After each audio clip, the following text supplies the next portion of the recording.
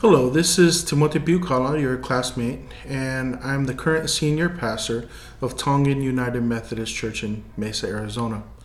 To be honest, this class has been the first exposure, or I should say conscious exposure I've had to restorative justice.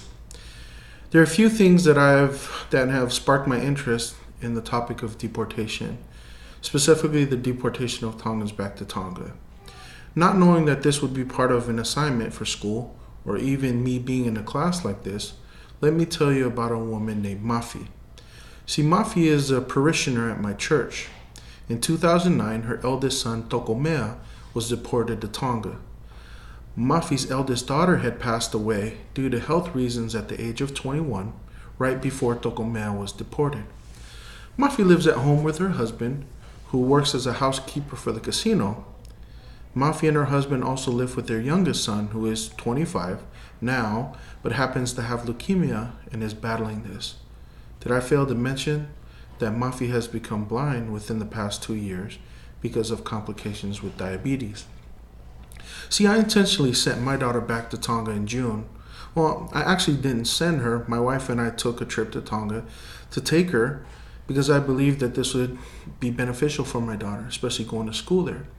Or at least it was for me. See, my parents sent me to Tonga, where I spent almost 10 years of my life. For me, this was the best experience that I've had. When I was in Tonga, very rare were there people deported to Tonga other than overstayers or people that had overstayed their visas. See, in recent times, many Tongan youth have been sent back to Tonga from overseas because of criminal activities such as drugs and gangs. See, Mafi cherishes her son, just like any mom should.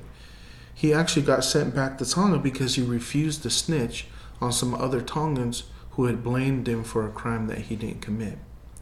Mafi had one request of me, and that was to see how her son was doing and send her love.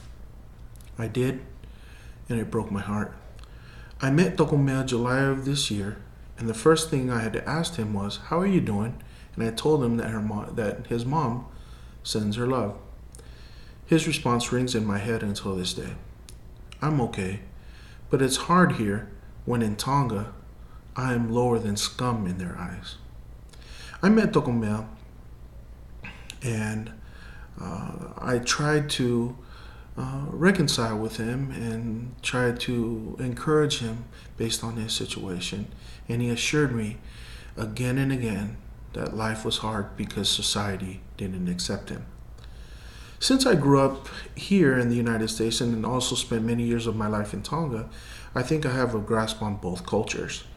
I would like to write this paper to record my thoughts of how restorative justice will work in Tonga regarding the deportee situation. The first source that I posted is a paper written by Natalia, who works as a Pacific Youth Coordinator for UNESCO. The source speaks to the deportation experience of both Tongans and Samoans. Since the cultures are similar, her writings will be relevant to what I'm researching, and she also has some recommendations of her own regarding restorative justice. The next is a YouTube video, and this is a video that really spoke to my heart. When you see the hardship experienced by these deportees in Tonga, when you watch it, especially look out for a young woman named Virginia. The next video is a video that touches a bit on the stigma that deportees carry back at home in Tonga. And at the end of the video, there's a plea to change the negative language from using deportee, dipota, to back home, fokikiapi. And the last one is an article that takes a closer look at someone who was deported back to Tonga, and is now adjusting. Thank you.